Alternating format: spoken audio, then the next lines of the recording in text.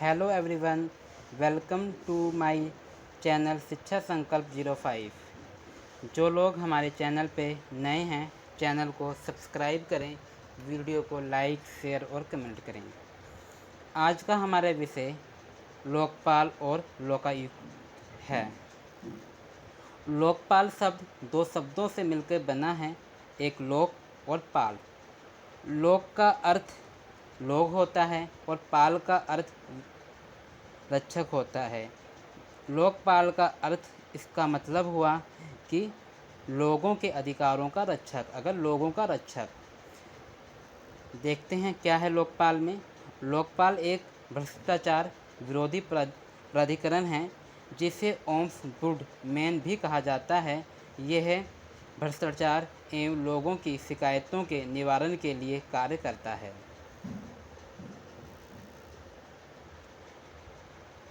2011 में अन्ना हजारे के नेतृत्व में जन लोकपाल आंदोलन के बाद लोकपाल और लोकायुक्त अधिनियम 2013 में संसद में संशोधन के साथ पारित किया गया था। लोकपाल राष्ट्रीय स्तर पर भ्रष्टाचार के आरोपी की जांच करने के लिए जिम्मेदार है, जबकि लोकायुक्त राज्य स्तर पर समान कार्य करता है। भारत में केंद्र के स्तर पर इस प्राधिकरण को लोकपाल तथा राज्य स्तर पर लोकायुक्त कहा जाता है। अगला, विश्व के अधिकांश देशों में जिस संस्था को ओम्बुड्समैन कहा जाता है, उसे हमारे देश में लोकपाल या लोकायुक्त के नाम से जाना जाता है। लोकपाल के इतिहास को देखते हैं। जो लोकपाल का जो विधेयक जब लाया गया था, उस इतिहास को हम देखते हैं। 2011 में एक नया लोकपाल बिल लोकसभा में पेश किया गया। इसके बाद 22 दिसंबर 2011 को लोकपाल और लोकायुक्त बिल 2011 के नाम से एक बिल लोकसभा में पेश किया गया। यह बिल 27 दिसंबर 2011 को लोकसभा से पारित हो गया। अगला, मई 2012 में राज्यसभा में बिल को सेलेक्ट कमेटी को भेज दिया गया। इसके बाद सेलेक्ट कमेटी नवंबर 2012 में अपनी रिपोर्ट राज्यसभा के सामने रखती है। इस रिपोर्ट में कमेटी ने सरकार को 16 सुझाव दिए, जिसमें से सरकार ने 14 सुझाव मान लिए गए और 17 दिसंबर 2012 को राज्यसभा से यह बिल कुछ संशोधनों के साथ पास हो गया।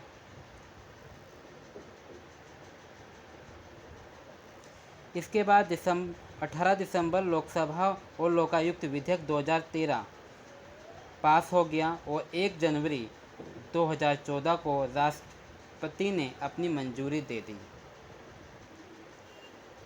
ये तो हो गया 2011 में जब विधेयक आया था, उसका इतिहास। अब देखते हैंगे इतिहास लोकपाल का। कितनी बार हमारे देश में लोकपाल बिल को रखा गया 2011 से, जो पारित नहीं हो पाया। देखते हम। भारत में लोकपाल शब्द को 1963 में मशहूर कानूनविद डॉक्टर LM सिंघवी ने दिया था। भारत में लोकपाल की अवधारणा स्वीडन से ली गई है। 1960 में भारतीय संसद में पहली बार एक लोकपाल नियुक्त करने की विचार पर चर्चा की, जिसे सांसदों सहित सार्वजनिक पदाधिकारियों के खिलाफ शिकायत को देखने का अधिकार होगा। 1966 में पहली प्रशासनिक सुधार आयोग ने भारत में एक लोकपाल बनाने के लिए सिफारिश जारी की। यह 2 स्तरीय प्रणाली थी, एक केंद्र के लिए, दूसरी राज्य के लिए, और दोनों को ही सिफारिशों के अनुसार स्वतंत्र रूप से काम करना था। लोकपाल बिल 8 बार संसद में पेश किया गया, लेकिन पास नहीं हो पाया। 2002 में MN वेंकटचलैया समिति ने संविधान के कामकाज की समीक्षा की और लोकपाल और लोकायुक्तों की नियुक्ति के लिए सिफारिश की। हालांकि समिति ने भारत के प्रधानमंत्री को लोकपाल के अधिकार क्षेत्र से बाहर रखा। वीरप्पा मोइली की अध्यक्षता में दूसरी प्रशासनिक सुधार आयोग ने लोकपाल कर्तव्यों के तत्काल निर्माण की सिफारिश की। 2011 में भारत सरकार ने देश में भ्रष्टाचार के व्यापक मुद्दे के समाधान के लिए सिफारिशें तैयार करने के उद्देश्य से मंत्रियों के एक समूह की स्थापना की। प्रमुख उद्देश्यों में से एक लंबे समय से चले आ रहे लोकपाल विधेयक का मूल्यांकन करना था, जिसका उद्देश्य नामित सार्वजनिक अधिकारियों के खिलाफ भ्रष्टाचार के आरोप की जांच के लिए एक तंत्र बनाना था। इसके बाद 2011 का लोकपाल विधेयक संसद में पेश किया गया, जिससे लोकपाल की नियुक्ति के प्रावधानों की रूपरेखा दी गई, जिसकी प्राथमिकता जिम्मेदारी लोक सेवकों से जुड़े भ्रष्टाचार की शिकायतों की जांच करना होगा। लोकपाल की संरचना देखते हैं। इसमें एक अध्यक्ष और आठ अन्य सदस्य होंगे। भारत के राष्ट्रपति लोकपाल के प्रत्येक सदस्य को चयन समिति की सिफारिश के आधार पर नियुक्त करेंगे। चयन समिति में कौन कौन होता है देखते हैं। प्रधानमंत्री इसके अध्यक्ष होते हैं, उनके सदस्य प्रधानमंत्री इनके सदस्य होंगे। नंबर 2, लोकपाल सभा के अध्यक्ष होंगे और लोकसभा के विपक्ष का नेता इसमें होगा। नंबर 4, भारत के मुख्य न्यायाधीश और उनके द्वारा मनोनीत उच्चतम न्यायालय के न्यायाधीश। नंबर 5, भारत के राष्ट्रपति द्वारा मनोनीत प्रख्यात न्यायविद। अब लोकपाल समिति देखते हैं। लोकपाल तथा लोकायुक्त अधिनियम 2013 के अनुसार लोकपाल समिति में निम्न सदस्य हो सकते हैं। नंबर 1, लोकपाल समिति में अध्यक्ष सहित अधिकतम 9 सदस्य हो सकते हैं। नंबर 2, इसमें से 50% सदस्य अर्थात 4 न्यायिक क्षेत्र के होंगे। नंबर 3, इसके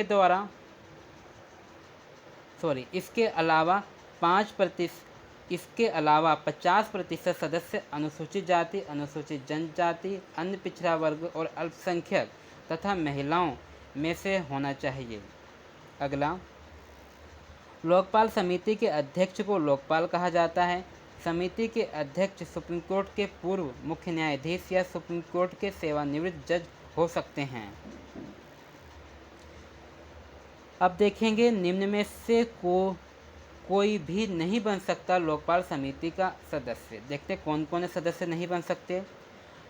संसद सदस्य या किसी राज्य और केंद्र शासित प्रदेशों की विधानसभाओं के सदस्य लोकपाल के सदस्य नहीं बन सकते। नंबर 2, नैतिक भ्रष्टाचार के दोषी पाया गया कोई व्यक्ति वह भी सदस्य नहीं बन सकता। किसी पंचायत या निगम का सदस्य वो भी नहीं बन सकता। नंबर 4, 45 साल से कम उम्र का व्यक्ति सदस्य नहीं बन सकता। नंबर 5, केंद्र या राज्य सरकार की नौकरी से बर्खास्त व्यक्ति भी सदस्य नहीं बन सकता। लोकपाल का अधिकार क्षेत्र देखते हैं क्या क्या है। लोकपाल के अधिकार क्षेत्र में पूरा देश आएगा। नंबर 2, लोकपाल को सभी केंद्रीय मंत्रियों और दोनों सदनों के सदस्यों की जांच करने का अधिकार होगा। अगला, समूह A, B, C, D के अधिकारियों तथा सरकार के कर्मचारियों सहित सभी श्रेणियों के लोक सेवक लोकपाल के क्षेत्राधिकार में आएंगे।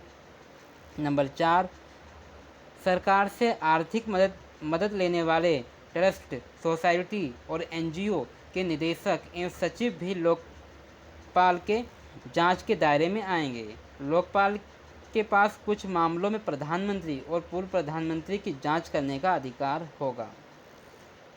इसमें प्रमुख तथ्य यह है कि न्यायपालिका और सेना लोकपाल की जांच के दायरे में नहीं आएगी। प्रधानमंत्री के खिलाफ जांच के लिए प्रावधान।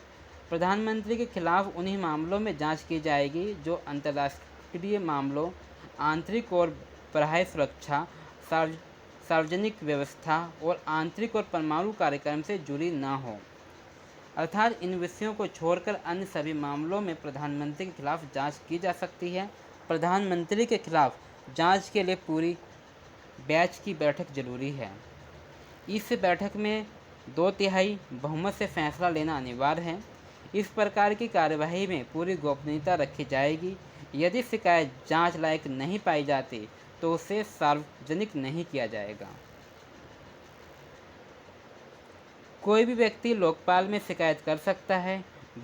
भ्रष्टाचार के मामलों में लोकपाल खुद भी संज्ञान ले सकता है। लोकपाल दोषी व्यक्ति के स्थानांतरण, अनुशासनात्मक कार्यवाहियों या निलंबन का आदेश दे सकता है। भ्रष्टाचार के मामले में 2 से 10 साल की सजा दे सकता है। अगला, 1966 में मोरारजी देसाई की अध्यक्षता में प्रशासनिक सुधारों पर गठित एक कमेटी ने लोकपाल पर लोकायुक्त के गठन की सिफारिश की थी। इस कमेटी का विचार था कि केंद्र में लोकपाल और प्रादेशिक स्तर पर एक लोकायुक्त होना चाहिए, जिसका काम प्रशासन के कार्यों का मूल्यांकन करना और उस पर नज़र रखना हो। अगला, 1971 में लोकपाल और उप लोकायुक्त अधिनियम के माध्यम से महाराष्ट्र लोकायुक्त संस्था की शुरुआत करने वाला पहला राज्य बना।